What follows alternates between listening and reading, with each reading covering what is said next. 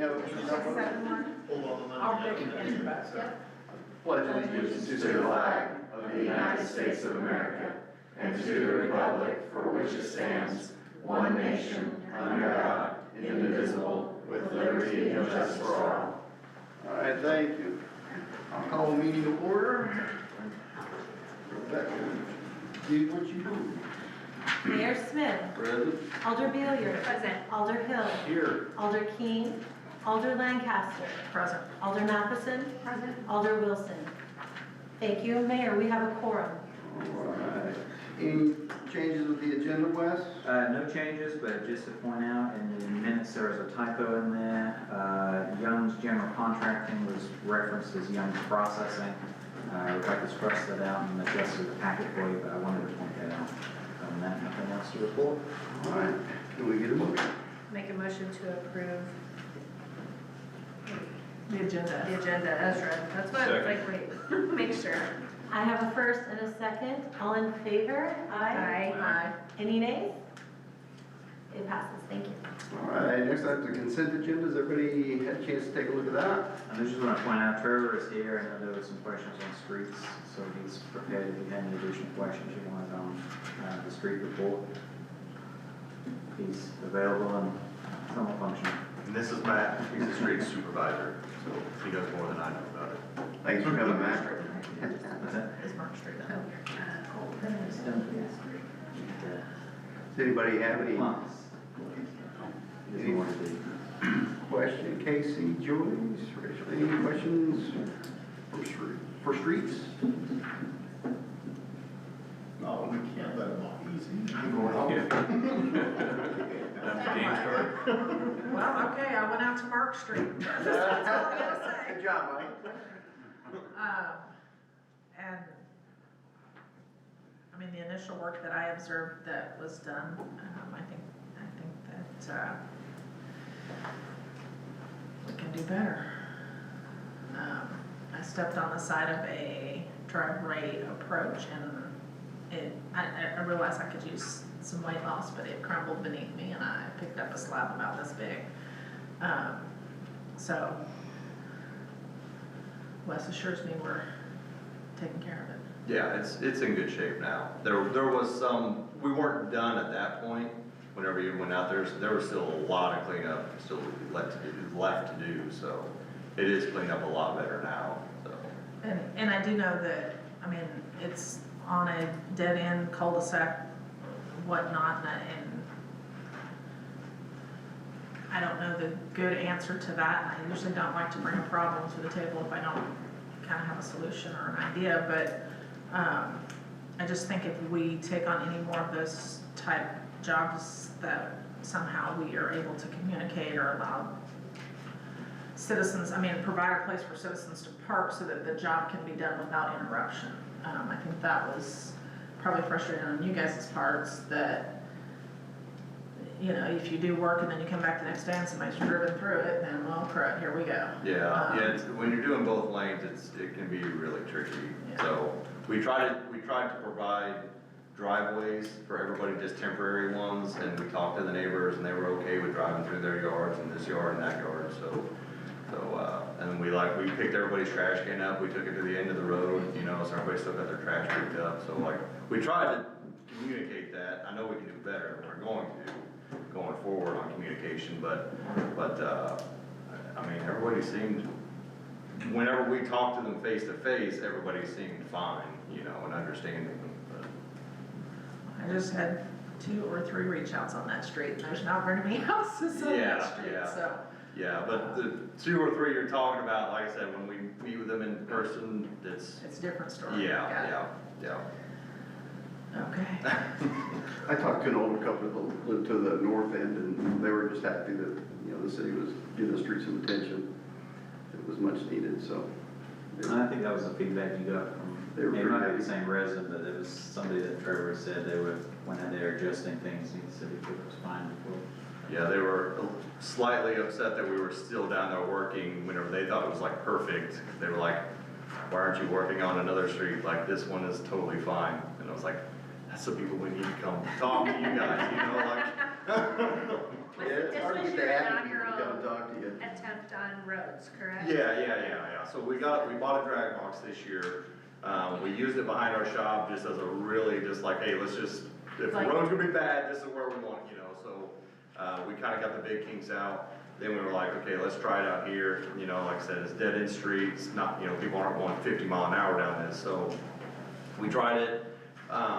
It worked good, but there are some kinks, but at the same time, it's, you know, it's a $10,000 drag box and they spend millions of dollars on pavers, you know, to make a highway, so you're not gonna get the same quality out of Looking it. at apples to oranges. Yeah, I mean, you could spend $1 million on a paver, but We it's, can't. yeah. it's No, we can't. Not for, That is- not for that what is we not do. in our budget. So, I'm personally, I'm really happy with the work we did and how it turned out. And if something comes up next year, you know, if we get a pothole or something in it, we're gonna come out there and fix it, we're not gonna leave it, you know, so. So this was our first foray, our learning experience? Yes, it was, you know. And when Trevor talks about using the drag box, it wasn't just them pulling out there and laying down asphalt. The road had no base under it at all. Yeah, They put it on clay, the developer put it on clay, so they came in and excavated it all out, put the road into our standard or exceeding our standard, before the asphalt even went in, so. so it was a total tear out, Yeah, all the way around. Yeah, I mean, I saw the pile of bricks, so. Yeah. It wasn't just, hey, we pulled the asphalt truck up there and we started dropping asphalt. They had a lot of work to do before they could even, you know, get that machine to work, so. Originally, we were gonna do one lane on this road, and because we tore out one lane to put in a new water line last year, so that was what started the whole thing. And whenever we got to tearing that one lane out, it was like, this is too bad. I talked with Shane and Matt, and it was like, just tear the whole thing out, let's just redo the whole thing. So then it was like, hey, while we're here tearing it out, let's do ditching too, you know, let's Give make them some us ditches. ditching. Yeah, so we did ditching, we cleaned everybody's culverts out, we fixed the approaches that we tore out. And we got a chance to watch some of the dirt work in action, because the challenge has improved the storm Oh, yeah. runoff, and we went out there on a cold, wet Wednesday morning, and it was raining, and you could see, you know, they've jetted all the culverts out. We went a little above and beyond what we normally would touch, and the results were that, you know, that it was good flow, and that was definitely an improvement. But at that point, it still needed a few tweaks. Yeah. But like I said, it's really good now, we're gonna crack seal it next year, whenever we get the crack seal machine, just so we button it up, and it's totally good, so that's kind of the plan for now. Do we have our street maintenance schedule? I know that we had the evaluations This, done. Yeah, they provided an initial report. I think they still have a little bit of additional stuff to add to it, and then we will get a spreadsheet that we can put in how much our budget is, and they will identify what we need to do and when. We're hoping to start next year with a $500,000 budget. We're hoping a little lower, but they said to really get ahead of it, it would need at least 500, so that's what's in the draft budget for now. Yeah. And then we'll try to escalate that a little bit every year to keep moving. Cause I know the street leading to mine, there's so much crack seal that mine was just well sealed the whole street. That's what Let's you get to get that. into, yeah, when there's so many alligator cracks, it's like, Yeah. yeah, and that's what we ran into on Mark Street, it's like, just tear it out, it's all falling apart. you That's know. the trouble not keeping up with this stuff. We're supposed to have a plan to keep up with it, and, I think now we're doing a better job of making sure it gets done, but, you know, as those cracks grow and the surface breaks and more penetration gets in there, it just expands it out. So, I think Public Works has a good plan to get ahead of it. I think the survey will help us get the biggest stuff done. Unfortunately, some of it is gonna be contracting out. We're never gonna be able to do all of it ourselves. But they'll certainly bite off the chunks that they can. And we're gonna talk Thursday about training and staffing needs. We'll include that in next year's budget as well. Anything else? If not, can we get a motion for the consent agenda? Motion to approve the consent agenda. Second. I have a first and a second. All in favor, aye? Aye. Any opposed? Well, yeah, but we didn't know. Thank you.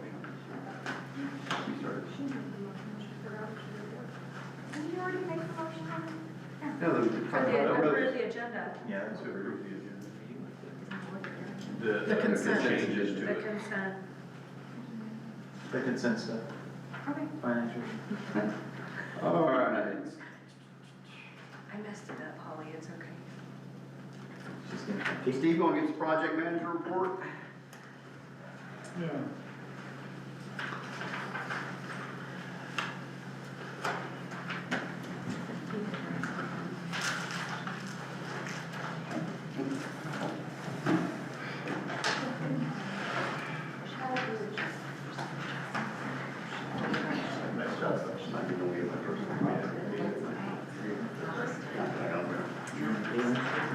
On the 94 lift station force main,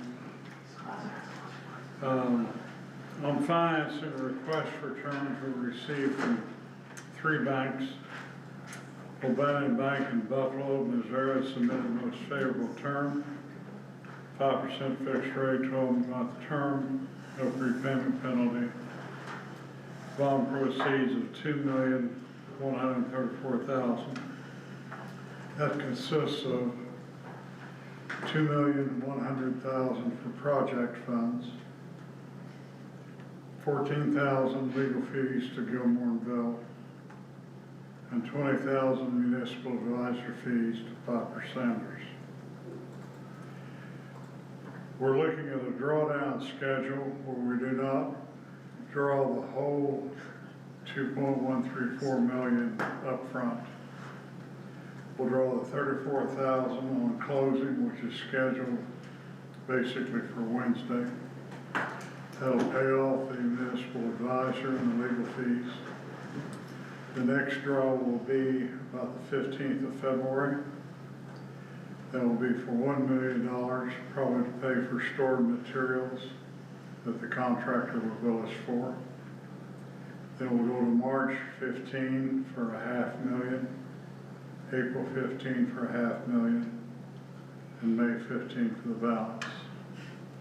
Now by doing that, we don't take the money up front and pay the full 5% on $2.134 million for a year.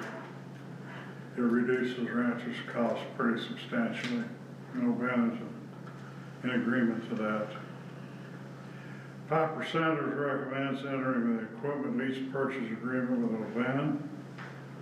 They had directed Gilmore and Bill to prepare the legal documents and enacting ordinance for the city of Willard, which is included in your packet this evening. The enacting ordinance and supporting documents are presented further in the agenda, which is basically the next item after I finish this one. Projected close on the financing is Wednesday, the 12th. And on construction, the target date for issuance of notice to proceed to Young's General Contracting is January 15th. Now, it seems a little while away, but they've got to get all their bonds lined up, all their federal certifications taken care of, their I-9 work, so on and so forth, to meet all the federal requirements. So that's where we stand right now on the 94 lift station enforcement. On the Meadows connection to the city of Springfield, bid opening is scheduled for the 21st. It's Friday, the 21st of November. And when we get those bids and get them open and get them analyzed, we'll see what we want to do with the Meadows project in addition to what we're doing tonight on the 94 Force Main lift station improvement. As a side note, I had an opportunity to visit with the current ambassador to Iceland, formerly known as 7th District Congressman Billy Long. On behalf of the city, thanked him for his shepherding of the request for the federal earmark through Congress. And that was a great help. And then we discussed his going to Iceland and all that stuff. So anyway, that concludes my report. If you've got any questions, I'd be glad to answer.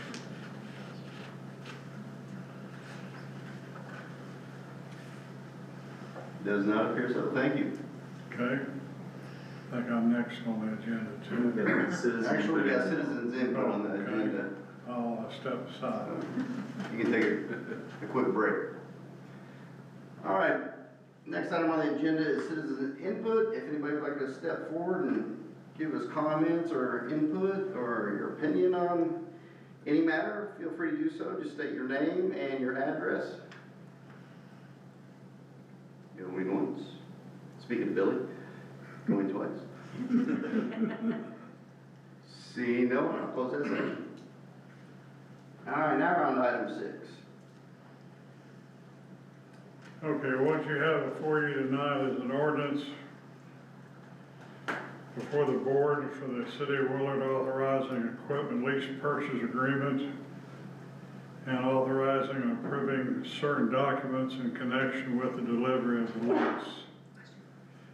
I have with us this evening Sarah Granath, who is legal counsel with Gilmore and Bill, and I'd like to invite her at this time to come up and explain the project from her perspective. Well, you took most of my thunder, but I will make just a few comments. So Sarah Granath with Gilmore and Bell, we're acting as the city's legal counsel for this lease purchase agreement. And so with that, the ordinance before you tonight, it does 2 things. It approves the financing, the lease purchase agreement, which I'll talk a little bit about those documents. It also approves, and you'll see attached to it is a tax compliance procedure and policy. What that is it's a document that states essentially how the city will maintain records related to their tax-exempt financings. This is a requirement from the IRS to make sure that you're able to maintain that tax-exempt borrowing rate. And so very important to have it in place. It's kind of a one-and-done thing. We'll get it implemented now. In the future, when you do additional borrowings or taxes and financings, you won't have to worry about it because you already have it in place. It's very, I would say, standard language. Everyone has essentially the same document in place, but it is an important kind of check mark for the IRS.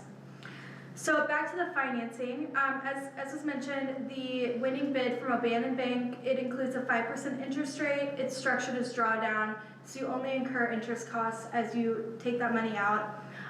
One slight adjustment that I will make is at the closing date, the draw will be $50,001 because that is the official issuance number that has to happen for the IRS to consider an amount issued. So that's kind of your minimum borrowing rate. And so as was mentioned, I think it's $34,000 of that will go towards fees related to the issuance. The other $16,001 will sit in that account for the first real draw request. So you are earning interest, I guess, or you're being charged interest on $16,000 until that first request, but that kind of is what it is with the IRS and their requirements for the minimum draw amount. On June 1st will be an interest-only payment that will be due, again, on the amounts drawn to that date, kind of prorated as they were drawn.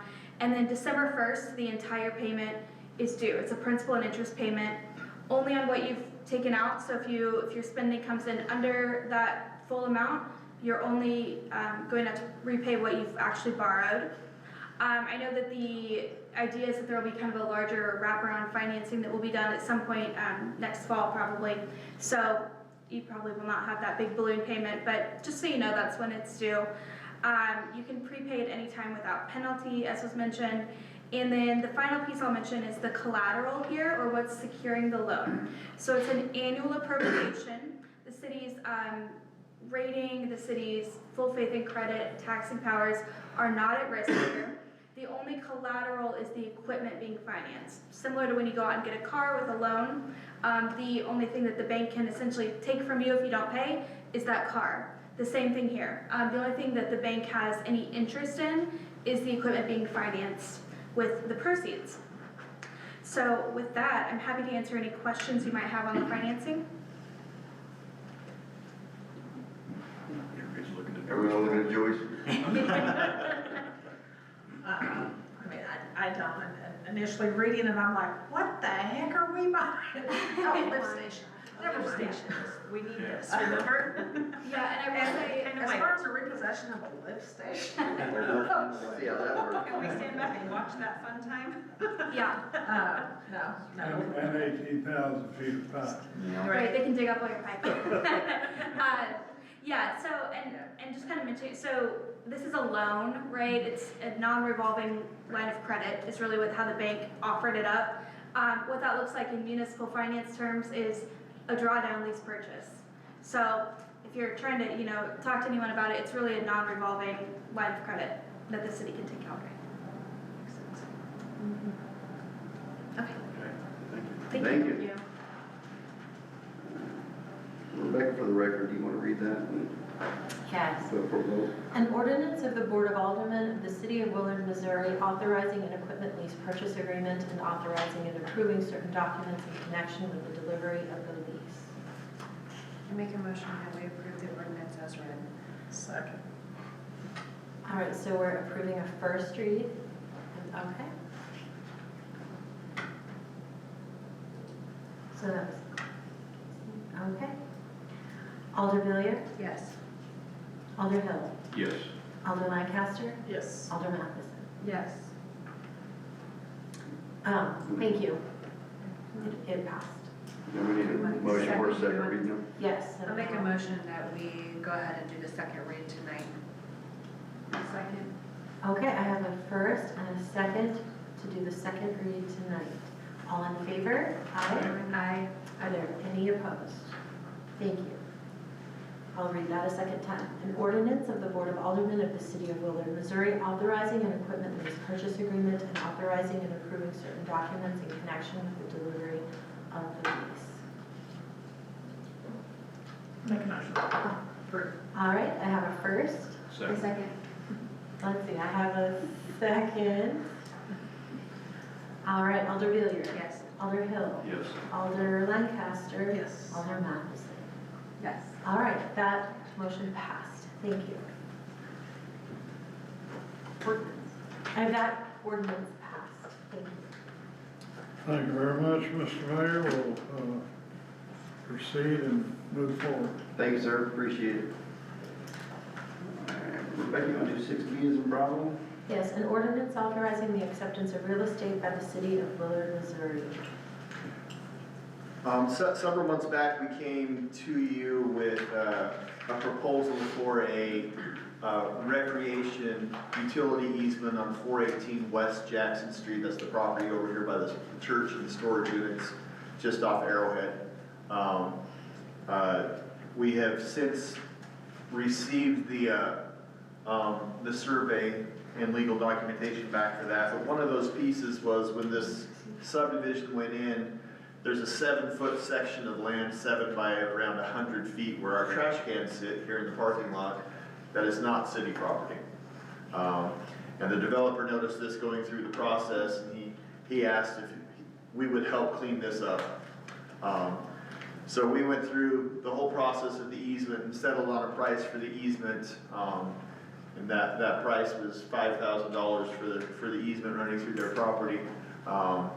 So they agreed to keep that the same. If we would do the legal documentation, they would add this piece of property into the easement deal.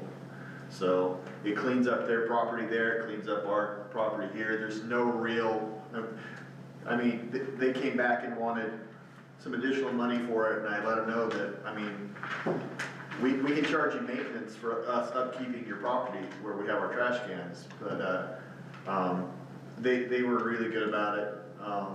So that's what this ordinance is. It's just authorizing the mayor to move forward with that purchase of that piece of property right Are here. you talking about right here in our parking lot? Right where the trash cans are. Oh, yeah. Little triangle. Yeah, they realized they had us on, no, not really. It's just a cleanup piece. We're not putting any extra money out for the piece of property. We negotiated $5,000 for the easement, so we're giving $4,500 for the easement, $500 for the property, so it shows there is some give there on the contract. But really, it's just cleaning up their piece of property with an excess piece when the subdivision went in.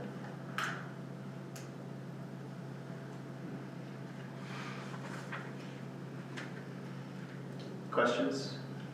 Jeremy looks like he's got Yes, Well, Chair. mine. Thinking, how long ago was this subdivision put in over here? It's been years. You're exactly right. It's been a while. So, Yeah. but the reason it came up is, as you may have noticed, that property's up for sale. So the church is moving that property, so they're wanting everything buttoned up, so if it sells, everything's recorded, we don't have any issues with it, so. Okay. You may notice it's posted with signs and stuff for sale. Yeah. In case you're on the market for 10 acres of prime commercial property downtown Willard. I did see the sign over there. Make a motion to approve the ordinance as read. Second. I have a first and a second. Alder Villier, Yes. Alder Hill, Yes. Alder Lancaster, Yes. Alder Matheson. Yes. Okay, that first read has passed. I'll make a motion that we go ahead and do the second read tonight. Second. All right, I have a first and a second to read that twice tonight. All in favor, aye. Aye. Any opposed? All right, that motion is passed to read it again tonight. An ordinance authorizing the acceptance of real estate by the city of Willard, Missouri. Make a motion that we approve the ordinance as read. Second. I have a first and a second. Alder Villier. Yes. Alder Hill. Yes. Alder Lancaster. Yes. Alder Matheson. Yes. That ordinance is passed. Thank you. Thank you. May I read the next one? Ma'am. An ordinance authorizing the acceptance of an easement by the city of Willard, Missouri. So as previously explained, we were looking for a recreation easement. Our codes call for a 15-foot buffer zone between residential and commercial anyway. It was a really easy sell to the developer, knowing that they were gonna have to have that buffer there anyway to give up a utility recreation easement where we could get a trail through there. We could also get utilities and have a possible path for their stormwater. If you look at the property, they have a pond on the south side of that property where everything is draining to. This will give them an opportunity to drop their pipe in that easement and discharge it towards the MoDOT right away. So, documentation's ready, it's just waiting for approval. Make a motion that we approve the ordinance as read. Second. I have a first and a second. Alder Villier. Yes. Alder Hill. Yes. Alder Lancaster. Yes. Alder Matheson. Yes. That has passed during the first read. Make a motion that we go ahead and make the second read tonight. The second. All right, all in favor, sorry, I have a first and a second. All in favor, aye. Aye. Any opposed? All right, we will read that again tonight. An ordinance authorizing the acceptance of an easement by the city of Willard, Missouri. Make a motion to accept the ordinance as read. Second. I have a first and a second. All right. Alder Villier. Yes. Alder Hill. Yes. Alder Lancaster. Yes. Alder Matheson. Yes. This ordinance is passed.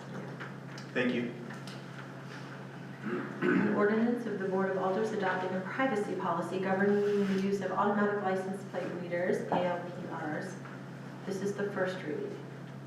This policy, we developed this to make sure that the flock system is operating with transparency, accountability, and a privacy-focused approach. We've designed it intending to protect the community and the integrity of the police department. At the heart of this, we got two key pieces. You're an authorized user with an authorized reason to access. Without those two things combined, you shouldn't be accessing. Every access to the system is logged. It's recorded who searched it, when they searched it, and why they searched it, and those logs are auditable, and they're required to put in a reason. So, if there's a case, they would put in a case. If it's a sunshine request, they would put in a sunshine request. The system itself automatically deletes data from the cameras on a rolling 30-day basis. We have no control over that. So it's built in to erase the stuff. If the stuff is tied to an active investigation, then it will be up to the officers to pull it onto the city computers, and then it will become, the evidentiary rules will kick in as far as how long they keep it and what they do with it. The policy explicitly prohibits any monitoring of any residents or groups for non-law enforcement purposes. It also requires quarterly reporting and random audits on that, so that we're making sure it's being used as it's supposed to. And we can report that to the board, so you guys can see that data as well. We're trying to take a privacy first stance on it. We want the technology to help solve crimes. and support investigations, not tracking people. That's not how it works. I also wanted to note that police department already works with systems that have strict control measures like the state mule system. They already know that if they misuse these systems, they can lose access, not just for the officer, but for the entire department. So they're already kind of trained to make sure they're using these things, and they also have the same understanding of the clock. If they misuse it, they won't have access to it. But in short, I think this policy is going to help us put the structure in place and the accountability in place. We're telling the public how it's being used. We're telling the public the consequences for misusing the system in the policy.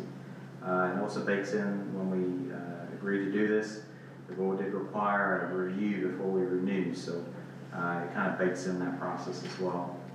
And if the board does choose to renew it, that process remains alive. So every year before every renewal, we'll come to the board and we'll tell you how it's helped. And then that way, hopefully, you can make an appropriate decision for whether you want to renew. With this public policy being kind of something that the public may want to have input on, we have set it up as a first read. You can motion, make a second if you want to get it done. But everything's kind of built to kind of take effect 11/24 if the board approves. That's kind of my remarks. I think covered it, right? Yep.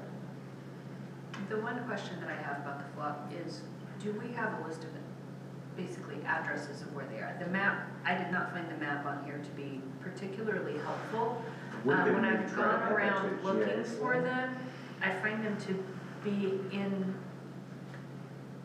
not the type of places that we originally discussed when this was originally presented. The map should be a direct reflection of that. We haven't changed Of what anything. we originally presented? I can get with Tom and we can document that on a GIS layer. GIS layer, and then make it easier. Yeah, we just basically included the slide from the presentation. We didn't have a map that was available. Yeah, I think that would make the most sense because we got the permanent locations. And I think Casey and I probably, and we haven't discussed, but probably had, I mean, I think at one point it was like, Five. We yeah, had 5 cameras. yeah, and then your points of entry into the city Into, was. like, so basically we Yeah. talked about 160 in and out.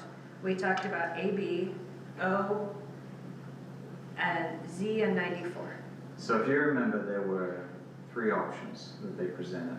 One had less cameras, and then we progressively went with more cameras. As I recall the conversation, the board went with the 14 because it was essentially Yes. covered by the ground. Yeah, it's covered by, There was minimal cost for My the, questions are related to the placement of them, because when I'm on 160, I see them on either side of 94, not on 160. Does that make 160 is a sense? MoDOT right away, so I don't think they've got those in. Is that what it is? I think there are 3 that are supposed to go on 160. Okay. MoDOT handles their permitting. We're able to be faster because the city's handling our permitting. but Okay, so MoDOT if it's a does- MoDOT road, we have MoDOT to. does what MoDOT does, yeah. They'll, I'm sure, permit them eventually. They have it in another location. Okay, There's different procedures for MoDOT road. okay. Yeah. It's like That's like on always. O, I didn't ever see one on O. That's a MoDOT road. Okay, that explains it. That type of clarification would be helpful Yeah. to know. Yeah. A, B, O, Z, 160, they're all. That's MoDOTs. why they're all just on our streets, Correct, yeah. which, They're probably still working through the paperwork and the implementation, so. but being on our streets is a little less than what was originally discussed, if that makes sense.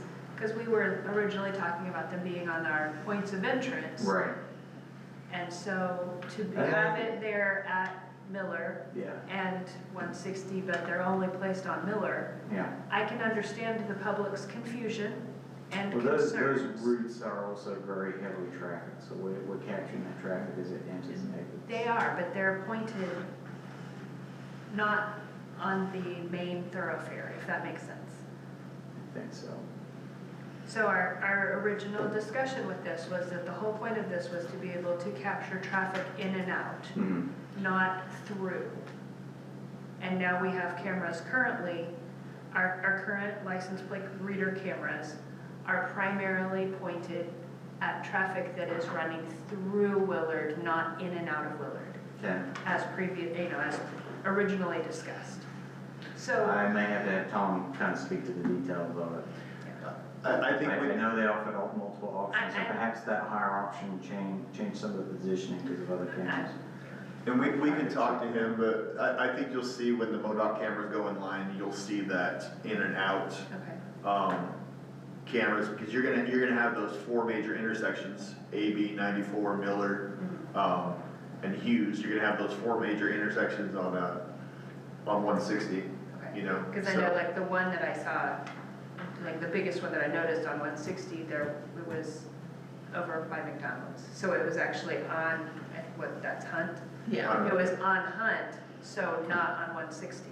So it was not so I know much. Tom and Flock already had those conversations as far as placement, so I'll just make sure to have him come and kind of discuss that, because I don't want to misspeak. So in that regard, I can understand the public's confusion, because when we originally discussed this, it was literally, we were looking at to be able to capture traffic in and out of Willard, not through Willard per se, or around in Willard. Mhm. So that's, I'll- Just I'll- trying to I'll get let some Tom talk to that. clarification. Sure, I'll let Tom talk to the placement discussions. okay.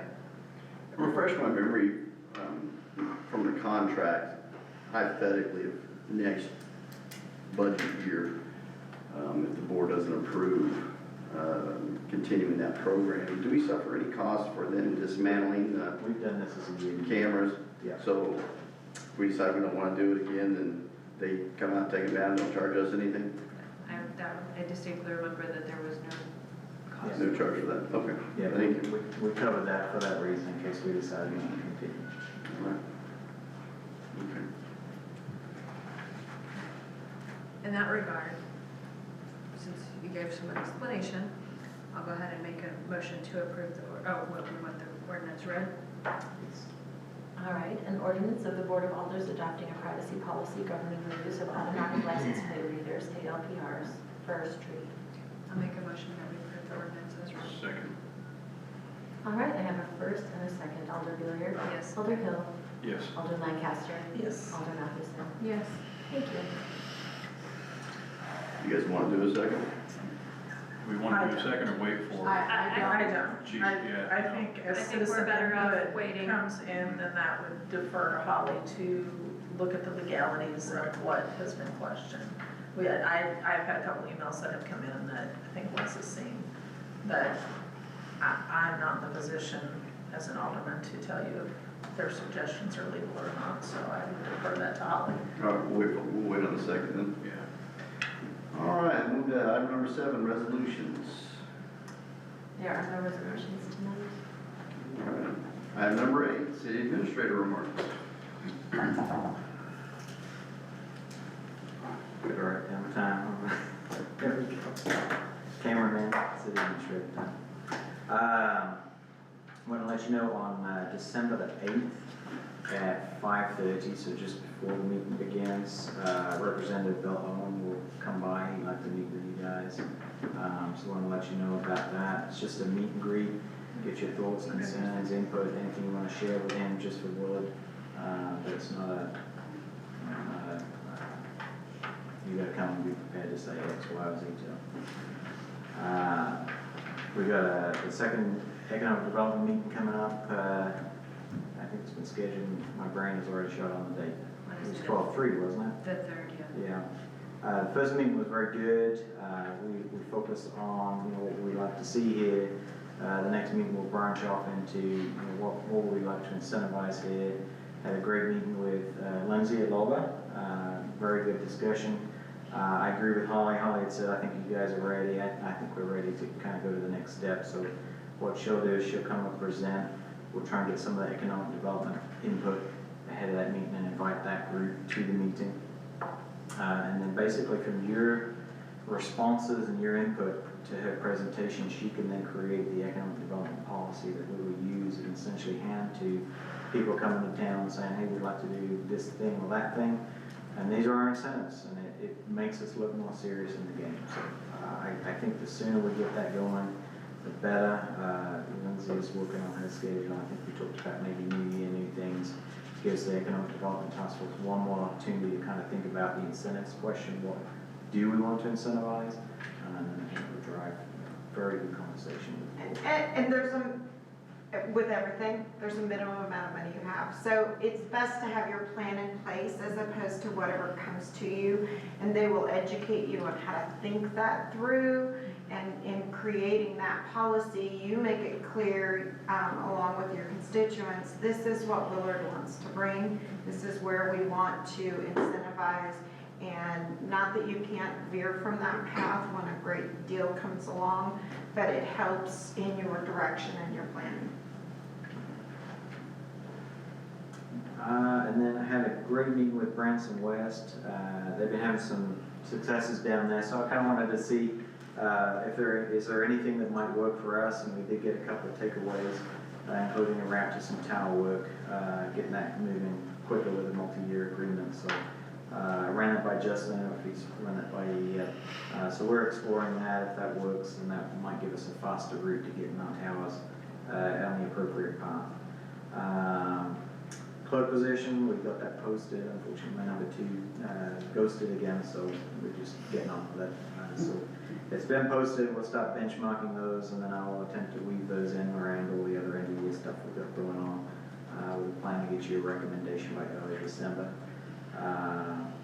And then the board had asked me to review the position, so we're working on a position control report, and we have that in hand shortly. Then we'll begin position reviews. I have meetings with Parks on Wednesday, Trevor on Thursday, and Tom hopefully shortly after that. I'm waiting to confirm a time.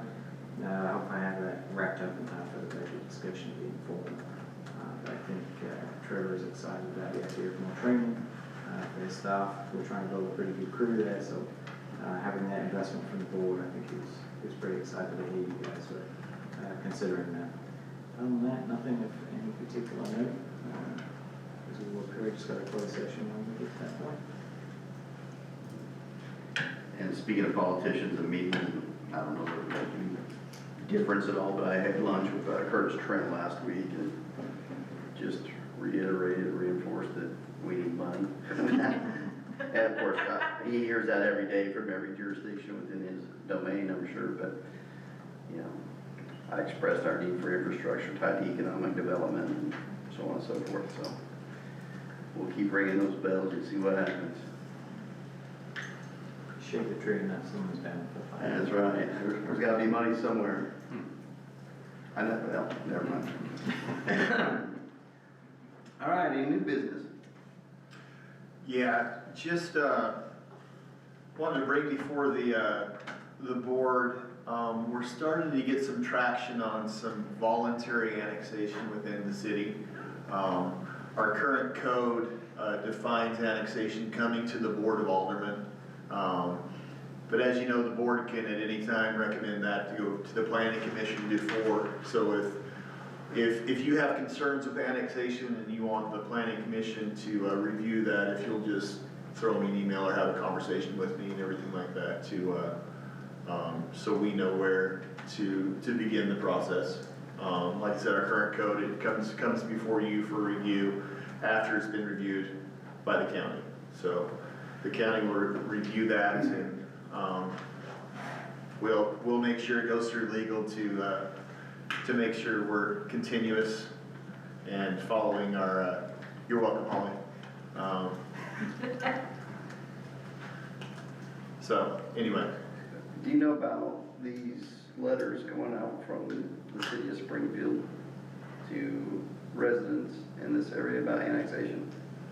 No, Springfield sending it out to this area? they're looking for volunteers probably.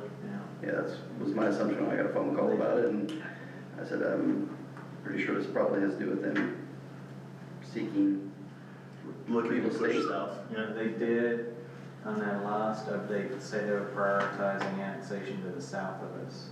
I believe we still have an agreement where we won't cross the train tracks and they won't cross the train tracks going this way.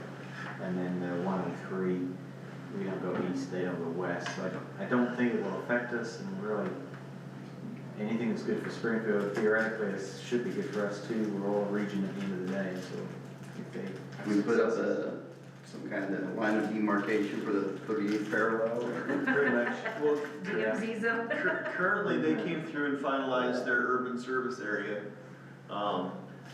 And that currently defines their proposed city limit, you know, but if somebody comes and voluntary annexes, that would change. So, yeah. Something to watch. All right.